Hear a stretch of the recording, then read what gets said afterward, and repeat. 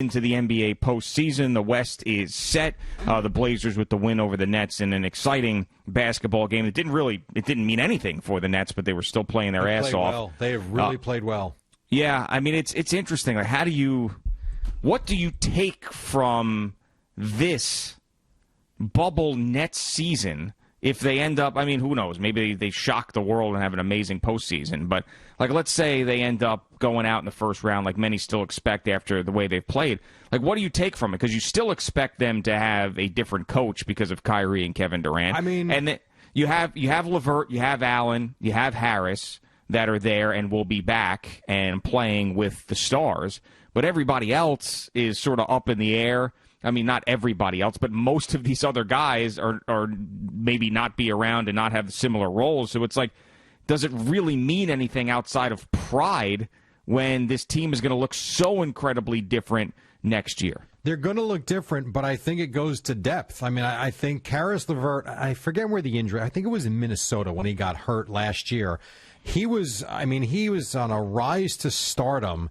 That was fun to watch, and he got hurt, and I remember his teammates were really upset after that game because it looked like something that could have really derailed his career. He has come back, and it's taken him some time, but I'll tell you, and I know he hasn't played every game during this bubble series, but when he has played tremendous. I think you've got a star in the making in LeVert. I think Jared Allen has continued to do what he's done. Joe Harris at times has been the sharpshooting three-point specialist that he is.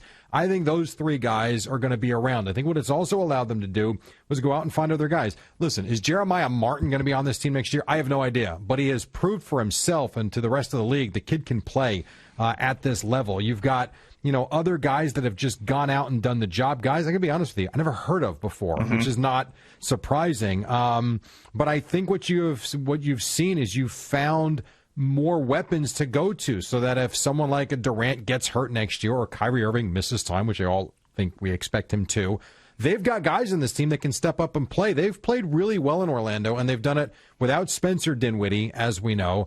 DeAndre Jordan hasn't played, as we know, and yet they've been in every game aside from that first one, which was a colossal disaster. I think it also shows that Jacques Vaughn can coach a little bit. But is he going to get a real legitimate shot at this? I mean, is Kevin Durant paying attention to this enough to say that, all right, Jacques Vaughn can be the guy? Like, I wonder. I don't know. Maybe he turns heads. I mean, Jacques Vaughn was a former player. It's not like he's a no-name.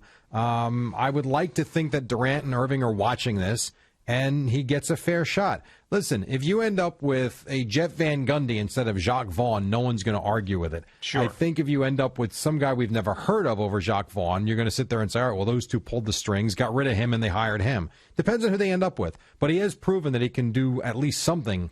It's not a real NBA season, but in this small sampling, and we're going to see a lot in the playoffs, he's done a really good job. He really has. Yeah, I'm glad that we're getting close to the postseason now, and that's going to happen because the Nets were a nice story, the Blazers and the Suns were a nice story, but, I mean, these teams that you expect to be in the finals, whether it was the Lakers or the Bucks or whatever, these guys, the Clippers, I mean, they're resting guys, they're sort of in neutral.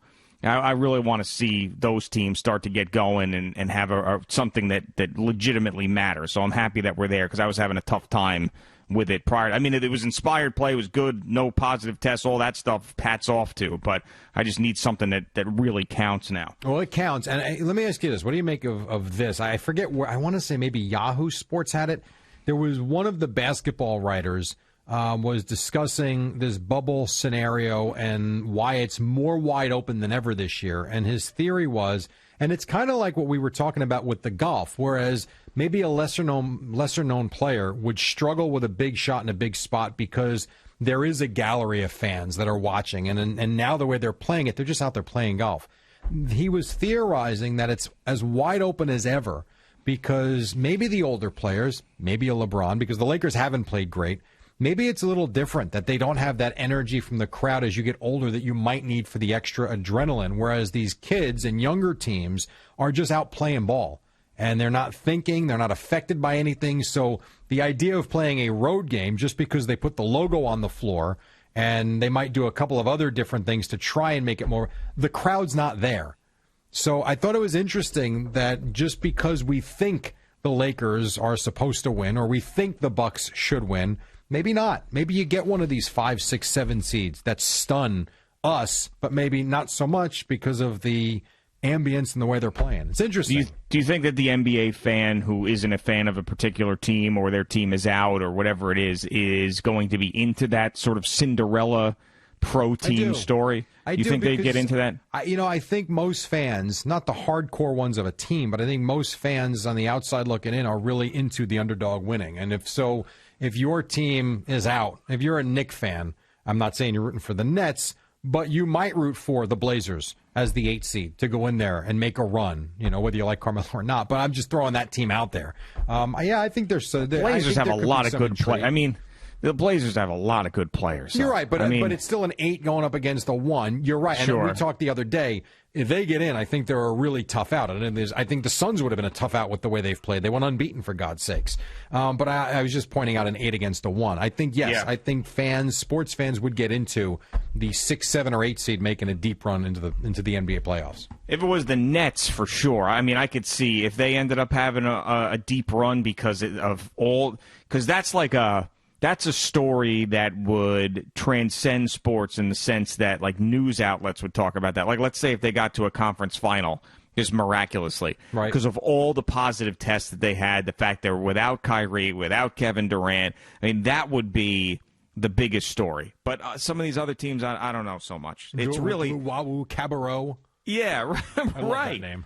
Yeah, I mean, and they were decimated. People were, like, laughing at them because they had so many positive tests. And it was a joke, and they're going to get murdered. And the fact what they're doing now is a story. But if they somehow, like, shock the world and were able to win a couple series, that'd be something just else. Think about the name. Chiozza into La Woo Cabarrot. I mean, it's like... Yeah.